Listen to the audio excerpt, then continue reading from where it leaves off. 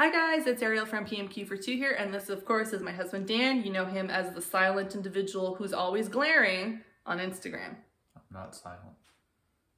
Not when it doesn't matter. Okay, we're gonna shoot this confessional style as if we are actually already HGTV hosts, because we're not.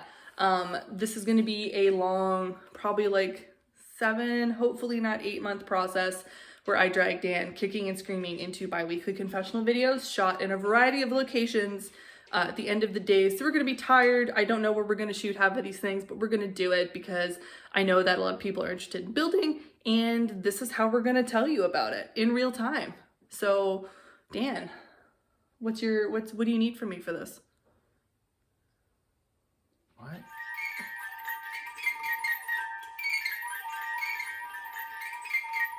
Come on, clipboard boy. What's the question?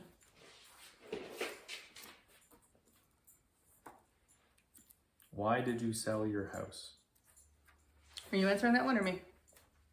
You are. Okay.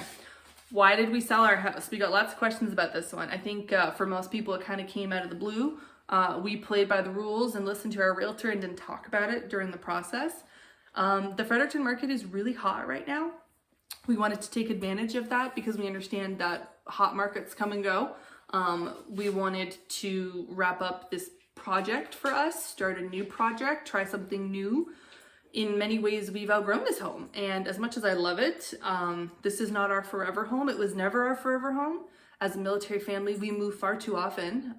And we decided that trying something else, moving on to another house, was probably our best bet in this military family journey. Yeah, and a new home is more a more secure investment should we have to move short notice. Yes, because as much. All right, what's number 2? Why build instead of buy? Do you want to answer that one? Nope. Okay. So, the Fredericton market is very hot, as I just said. And because of that, a lot of prices are trending upwards. It was in our favor when we sold, but not in our favor to buy. We wanted to buy a house, I should say, that had 0 projects. Time is fleeting, it's very valuable. Dan and I are both very busy with our new jobs. We didn't want to be spending every minute working on projects and doing that kind of thing when we could be doing more fun projects and like hanging out with June.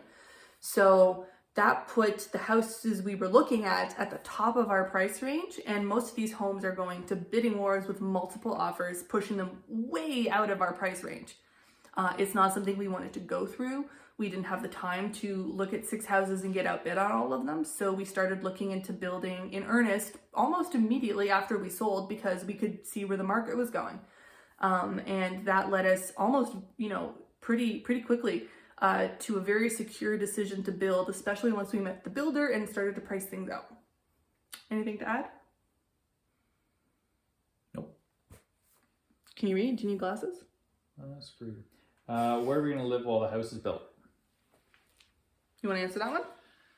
Well, her idea was to live in an RV down by the river, because that's not sketchy. But for the record, most of Fredericton is, quote, by the river. So, I mean, That's really. true, yeah. And I was skeptical not about the idea of living in an RV, because sure, that's fine. More the idea Think of the fun memories. her living in an RV. Yeah, I don't do well. No, Confined spaces. Not going to do well. So we're staying in a furnished apartment not far from where we live now. Currently. Yeah, it's going to be sweet. We don't have to change any of our routine. We don't have to change timings for, Same grocery store. Yeah, it's going to be great, right? Although admittedly, I was super interested in the idea of like buying an RV and fixing it up and then owning it at the end of it. And then that costs money, etc. Yeah, but with money that we wouldn't be spending in a rental. So it was like, could work. In the end, though, we just decided that furnished apartment was probably better, especially as builds tend to get delayed these days. And we didn't want to be in a unheated RV come like November in New Brunswick. In case y'all don't remember, it gets cold. RVs are heated. Yeah, but like properly? Yeah. Questions. You're going great. Oh shit. What will the house look like? We're going to talk about that in another episode. This is kind of like an intro episode. The house is going to be very different from what we currently live in, just as this house was very different from the PMQs we lived in. We're trying something new. We're trying to make strategic decisions for this market. So we're in many ways building for this market, not necessarily for our like long-term taste. It'll still be beautiful. I will still be very happy to live there and like sleep there every night. But it'll be different. So that's something new. All right, what's the next one? Will we do any of the build ourselves? Yeah, will we? No, that's kind of the point. Dan's tired. Yeah, so obviously I'm not going to be swinging a hammer or that kind of stuff. But I intend on learning as much as I can about the process without getting in the way, just to help inform me. So one day when we do have our forever home built, I can build upon this experience having this one built for us, so I can know what to look for, what not to look for. Sidebar. Military families talk a lot about the forever home, and that's the home that you're going to live in when you're done moving around. I understand, and this is something I keep forgetting to contextualize, but a lot of families don't move every 2-3 years like we do. Yeah. So they're kind of like, this is my home for the next 15, 20. And military families are very much like, good enough for 2. Yeah. And, you know, the more homes we live in, the more experience we get, the more knowledge we have about what we do and don't want in a home and do and don't need.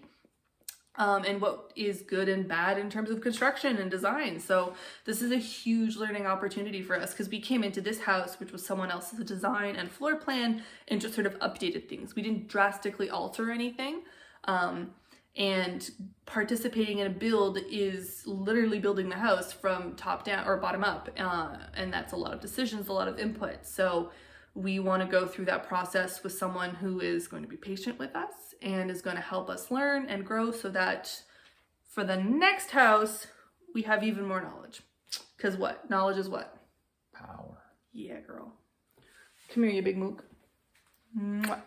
So we have, where are you going? Just over a month until we close on this house. So we have just over a month to move ourselves out of this house. A lot of the furniture is part of the sale, so we only have to move like, I'd say 3/4 of our stuff, which is going to be cool. Mm-hmm. We have our very dirty secret that is the storage room that I have spent a lot of time organizing and using QR codes and stuff, but there's still a lot of stuff in there we need to tackle.